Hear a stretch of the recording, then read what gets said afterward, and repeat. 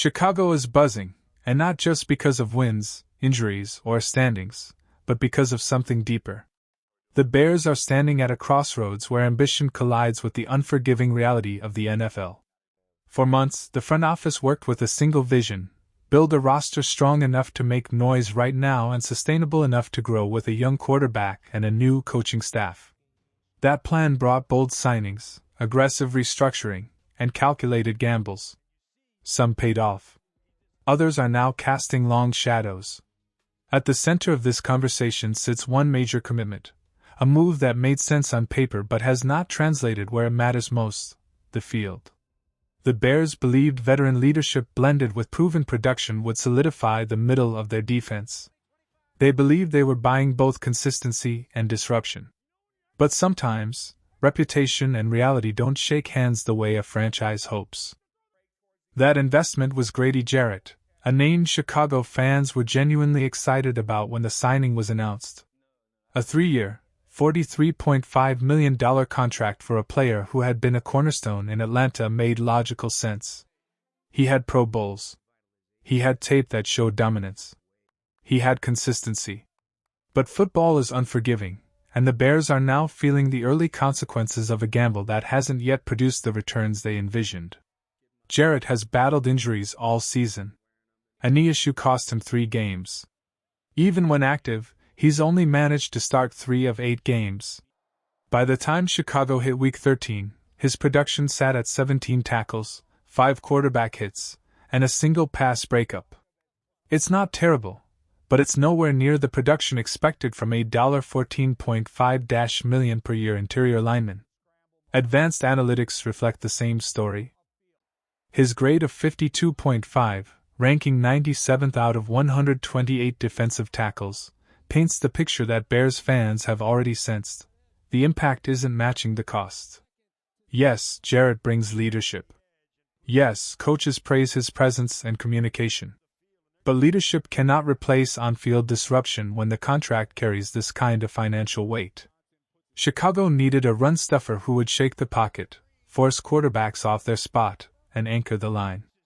Instead, they've received flashes, just not the consistent disruption they paid for.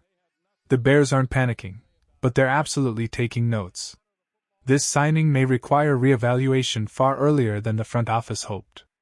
And in the NFL, when one expensive move underperforms, it puts a spotlight on every other area of concern, including discipline.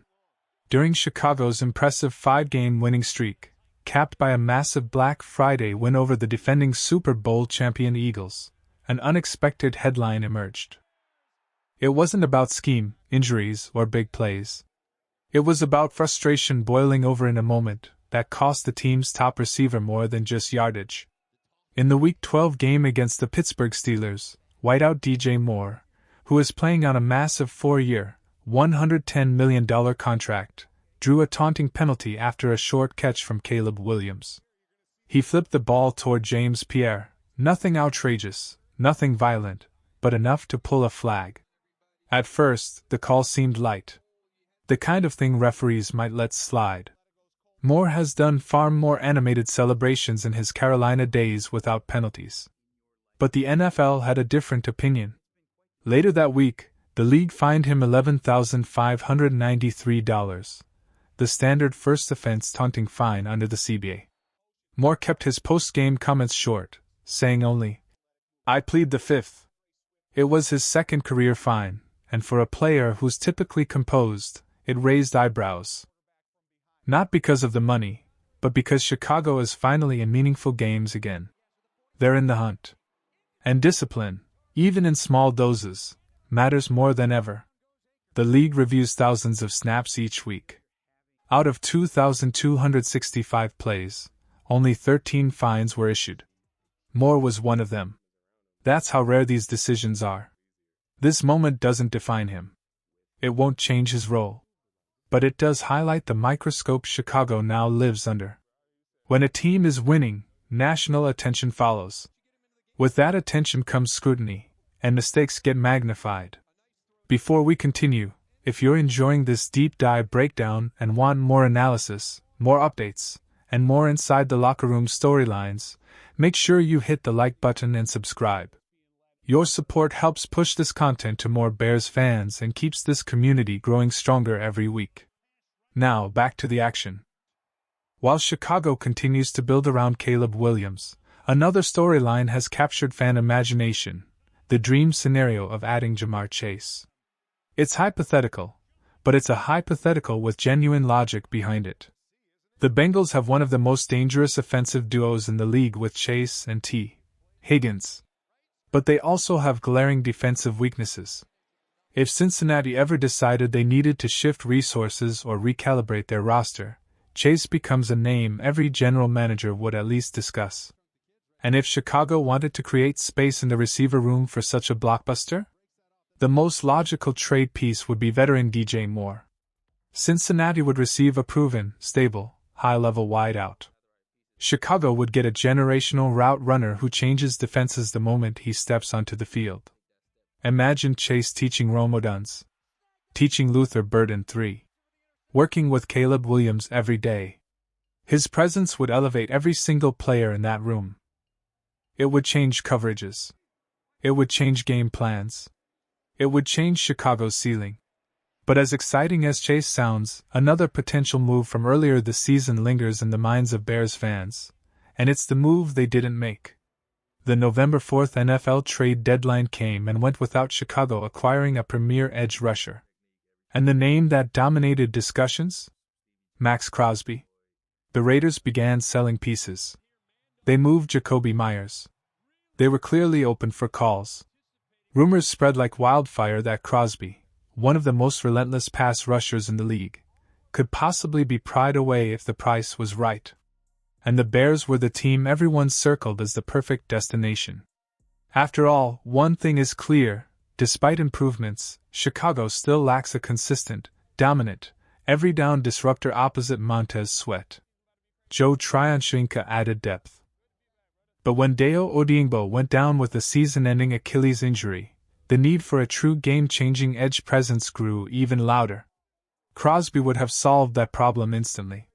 His film shows constant pressure, pocket collapse, and relentless pursuit. He doesn't take plays off. And he forces offenses to alter their protections every single snap. But blockbuster deals come at a price, and this one likely required 2 first-round picks. Chicago had to ask itself, do we push all chips in right now and try to compete for a Super Bowl? Or do we protect our future, build slowly, and give Caleb Williams time? The front office chose patience. It wasn't the wrong decision. But it wasn't the exciting one either. The 2025 deadline opportunity is gone. Completely. But 2026? That's a different story.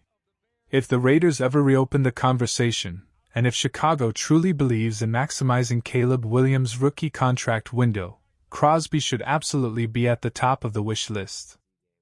Because a pass rush changes everything. It changes third downs.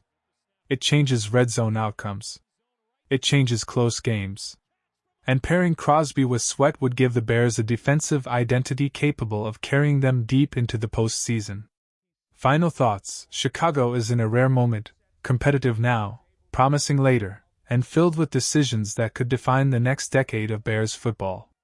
The Grady Jarrett gamble hasn't paid off yet. DJ Moore's find raises discipline questions. A Ja'Marr Chase dream highlights how much Chicago wants an elite weapon. And the missed Maxx Crosby opportunity is a reminder that the Bears are one move away from a true breakout. Now the question is simple: should Chicago have gone all in for Crosby? Would you trade 2 first-round picks to pair him with Montez Sweat? Or is patience the smarter long-term play? Drop your thoughts below, and stay tuned. The next chapter in Chicago's rise is only beginning.